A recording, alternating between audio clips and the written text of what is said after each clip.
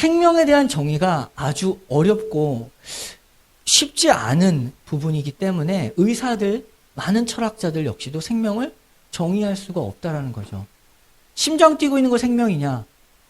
그렇게 쉽게 볼 수가 없다라는 겁니다. 영혼에 대한 문제, 마음에 대한 문제, 정신에 대한 문제까지도 함께 들어가는 어려운 정의인데 성경은 생명에 대하여 무엇이라고 말하냐면 살아있다라는 것은 하나님과 관계가 있다라는 겁니다. 요한복음 17장 3절을 보면 생명에 대한 정의를 이렇게 하고 있죠. 요한복음 17장 3절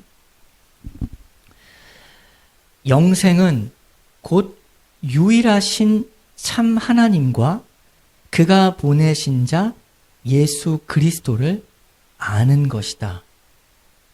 영원한 생명, 참된 생명이라는 것은 하나님을 알고 예수 그리스도를 아는 것이다. 관계가 있다라는 것이죠. 하나님과의 관계 속에서만 비로소 생명이라는 단어를 쓸 수 있다라는 것입니다. 이제 우리가 생각해 봐야 돼요. 우리가 어떤 상태에 있었냐면 우리는 죽었던 상태입니다. 생명이 없었어요. 몸은 움직이고 있을지 몰라도 생명이 없었던 상태에 있었던 우리를 하나님께서 살려주셨다라는 것이죠. 우리가 어떤 상태에 있는지를 가끔씩 까먹습니다. 우리는 원래 그렇게 난 줄 알아요. 그러나 우리는 본질상 진노의 자녀였고 생명이 없었습니다.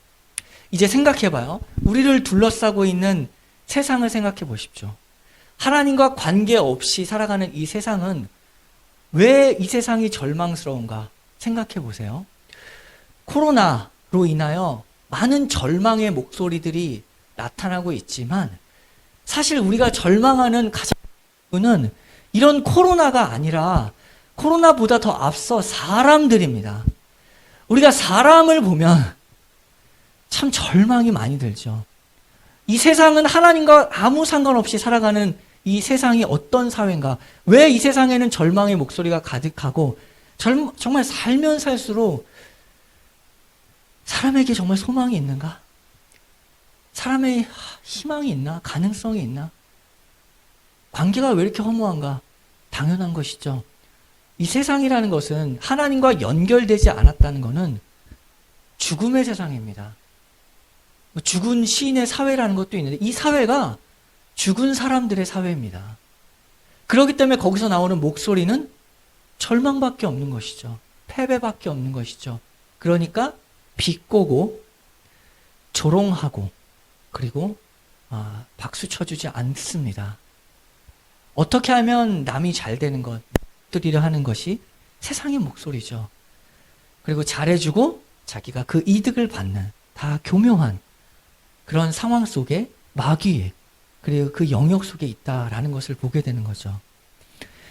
그래서 우리가 다른 친구들이나 세상을 바라볼 때 그들에게 절망적인 어떤 표현이 아니라 사실을 알고 있어야 됩니다. 죽은 사람들입니다. 죽은 사람들을 살려내기 위하여 교회가 빛으로 서 있는 것이고 우리가 생명이 있는 사람이 빛으로 서 있다라는 것을 알게 되는 것이죠. 아무리 얘기해도 대화가 통하지 않는 현실을 우리가 살아가고 있습니다. 우리가 되게 가치 있다고 여겨지는 것들, 예배, 성경, 말씀 아무 소용이 없습니다. 시체에게 들리지가 않는 것이죠. 그래서 그들에게 우리가 빛으로 서 있다라는 이 사실을 기억하게 됩니다. 우리는 그들과 마찬가지로 죽었던 사람들입니다.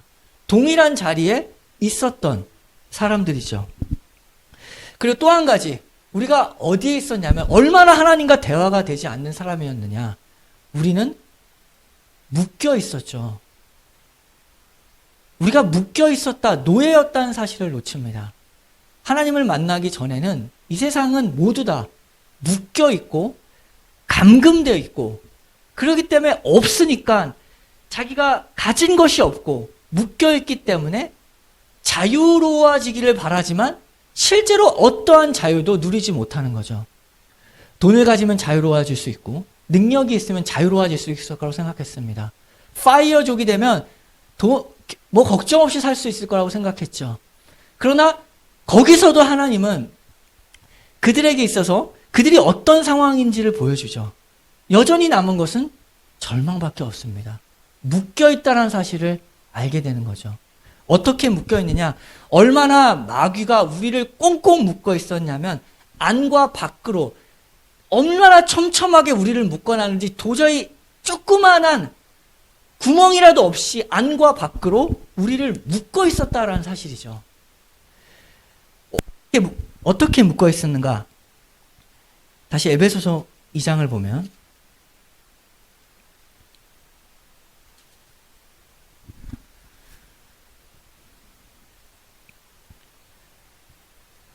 밖으로 우리 밖에, 그러니까 우리 안이 아니라 우리 밖에서 우리를 어떻게 묶었느냐? 너희는 그 가운데서 행하여 이 세상 풍조를 따르고 공중의 권세 잡은 자를 따랐으니 곧 지금 불순종의 아들을 가운데 역사하는 영이라. 세상 문화, 우리를 둘러싸고 있는 세상 대중 매체, 이끌고 있는 그 모든 것들이 우리의 가치관을 결정하게끔 만들어졌죠. 유튜브를 보고 핸드폰을 켜고 TV를 보십시오. 이 모든 것들이 무엇을 조장하고 있는가? 우리가 점점 더 세상으로 들어갈 수밖에 없게끔 모든 상황이 우리를 그렇게 몰아가고 있다라는 거죠. 그리고 뿐만 아니라 불순종의 아들들 가운데 역사하는 영, 마귀가 온 세상을 지배하며 이 길로 오라 라고 유혹하고 있는 것입니다. 그리고 역시 그 마귀의 수하들인 귀신들이 있죠. 예수님과 그의 제자들도 인정한 귀신을 요즘 사람들은 비과학적이라고 인정하지 않습니다. 그런 생각을 갖고 있죠. 그러나 성경을 참되게 보면 예수님도 귀신을 쫓아냈고 그의 제자들 역시도 귀신을 쫓아냈죠. 귀신이 무엇을 하고 있는가? 그 영혼을 잡아먹고 있습니다. 불신자들은 마귀와 귀신의 노예라는 것이죠. 이것이 무섭거나 공포가 아니라 현실입니다.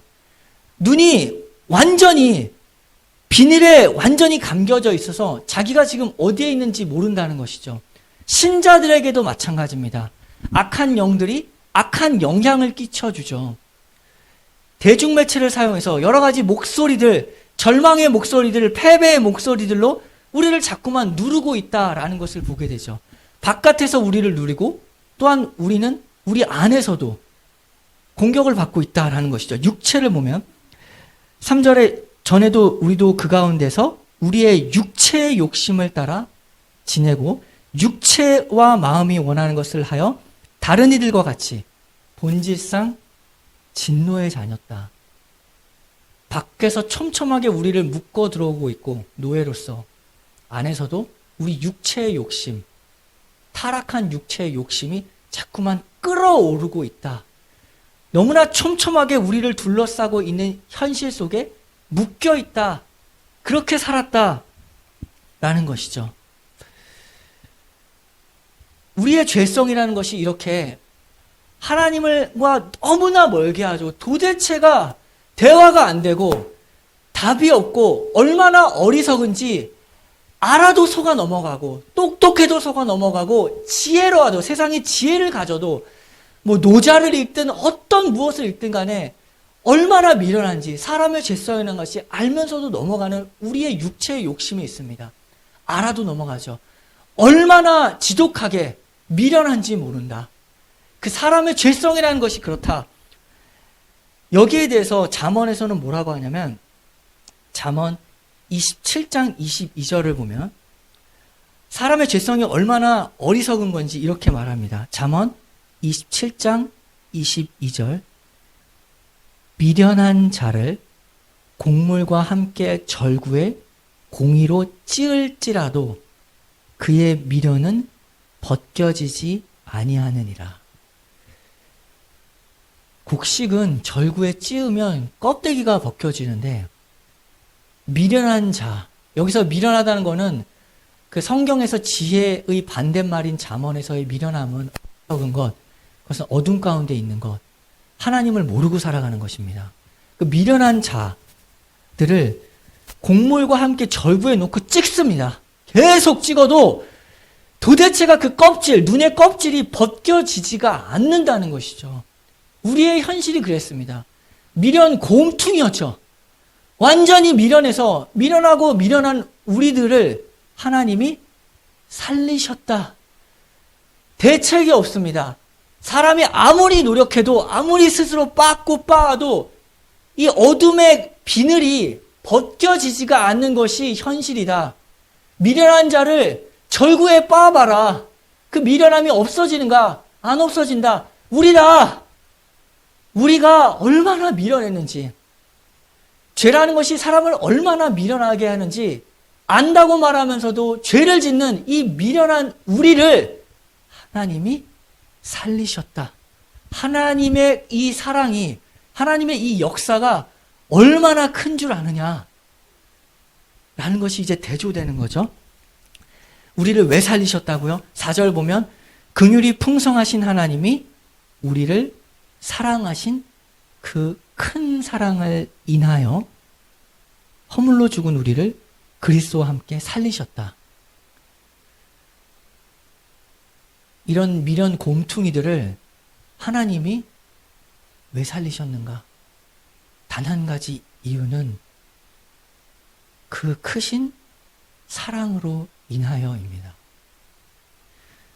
사랑밖에는 답이 없다라는 거죠.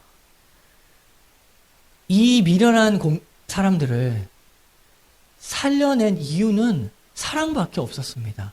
사랑하기 때문에 살리신 것이죠. 요한복음 3장 16절입니다. 하나님이 세상을 이처럼 사랑하셨기 때문에, 우리를 사랑하셨기 때문에 우리를 살리셨다. 사랑의 가장 큰 표현이 무엇입니까? 여러분 생각해 봐요. 사랑한다. 그리고 사랑하는 관계 속에 있다. 그 가장 큰 표현이 뭐죠? 돈 주는 겁니까? 그 사람에게? 그 사람에게 어떤 무엇을 갖다 주는 겁니까? 사랑의 가장 큰 표현은 무엇이냐면, 진정한 친구라는 것이 무엇이냐면 함께 있는 것이죠. 외롭거나 슬프거나 눈이 오거나 비가 오는 것일지라도 그 사람과 함께하는 것이 가장 사랑한다라는 표현입니다. 진짜 친구도 마찬가지예요. 잘 나갈 때 친구, 못 나가고 힘없고 다 잃어버려도 함께 있는 그 친구가 우리가 진짜 친구라고 하는 것처럼, 예수님이 우리와 친구 되셨다라는 것은 어떻게 증명됐는가? 예수님께서 우리와 함께 죽었고 함께 살았다라는 것, 어떠한 상황, 어떠한 절망, 죽음밖에 없는 가장 큰 마지막 순간까지도 하나님은 우리와 함께 하셨다라고 하는 거죠. 5절 봐요. 사랑이 가장 큰 표현. 허물로 죽은 우리를 그리스도와 함께 살리셨고, 6절 또 함께 일으키사 그리스도 안에서 함께 하늘에 앉히시니. 주님이 우리를 사랑하셨다는 가장 큰 표현은 함께 하심입니다. 내가 힘들어서, 내가 지쳐버려서, 쓰러져서, 세상 속에서 넘어져서 다 필요 없다라고 말하고 마지막에 그냥 원망밖에 남아있지 않는 그 순간에도 하나님은 우리와 함께 하십니다. 그것이 하나님이 우리를 사랑한다는 가장 큰 표현이죠. 그래서 이 땅에 오신 거예요. 크리스마스가 무슨 의미가 있습니까? 하나님이 우리와 함께 하시기 위하여 이 땅에 찾아오신 것, 그것이 하나님의 사랑입니다. 함께 하심.